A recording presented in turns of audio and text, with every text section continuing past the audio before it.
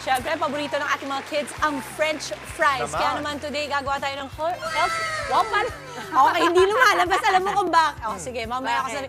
Healthier version, lalo na kung ang gamit yung oil ay hindi po yung normal oil, no? Gamit lang ang 5 ingredients for today. Ang sangkap po natin para sa ating crispy potato balls ay 4 na malalaking patatas na pinakuluan natin, tinanggal ang skin at minash. Yan siya, itsura niya.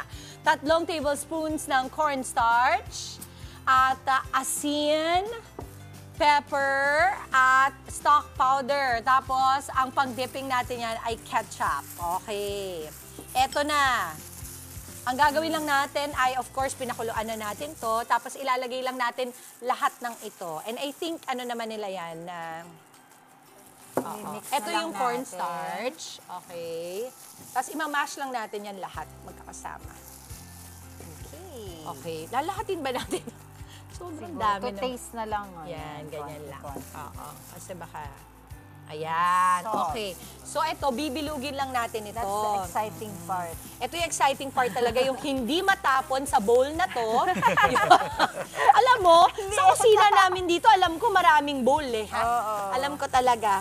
Ewan ko ano ba, para sa kamay ba ni Ilyo tong bowl? Ang cute nyo, ha? Ang cute, diba? Wala mang mas liliit pa dyan. Uy, alam mo, muntik magkasya. Litan nyo pa, Char. Muntik magkasya, muntik matapo.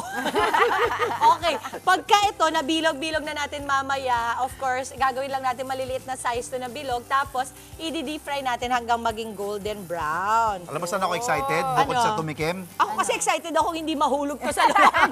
Para hindi masayang, di ba? Bukod sa pagtikim, alam mo kung ano? Ano? Big yan, si Ninong Ted at si DJ Chacha. Uy, mukhang nasarapan sa Nasarapan ating sila cheesy kahapon. garlic No. toast ni Manong Ted. Nakarating kahapon. Oo. Yung ating Yung ating pasabog. Yun. Oo. Okay, Ito, so papadala natin. basically parang bibilugin lang natin yan. Alam mo, sasabihin ko sa iyo, yung mga bata, gustong-gusto nila yung ganito.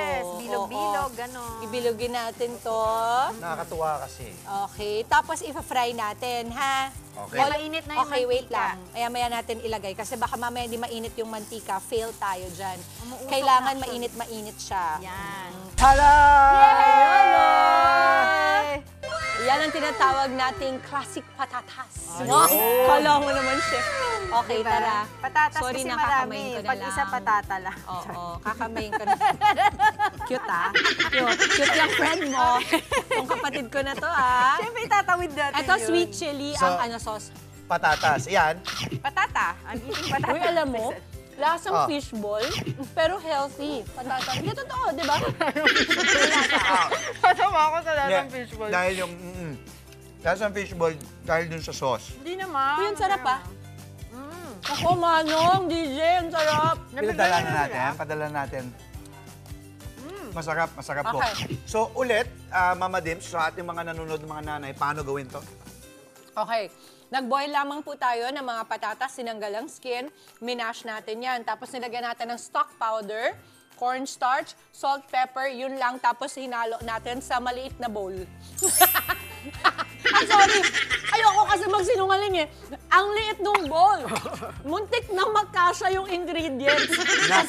Nasa mid ako dun, Kasi syempre may budget tayong sinusunod Totoo dito. naman, Oo. oo. At saka alam mo, technique din yon. Pag po kayo magsiserve ng pagkain, kapag maliit yung bowl, nagmumukhang marami yung food. Tama.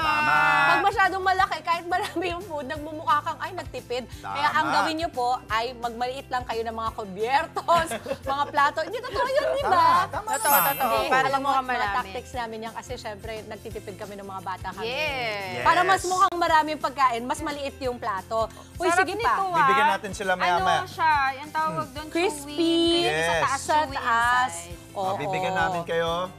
Mga kapatid, Dimples Romana po, kumpletuhin ang inyong umaga ng mga kwentong puno ng inspirasyon. Salubungin po ang bawat araw ng may ngiti at pag-asa. Kaya't mag-subscribe na po at mag-follow na sa aming social media pages ng News 5.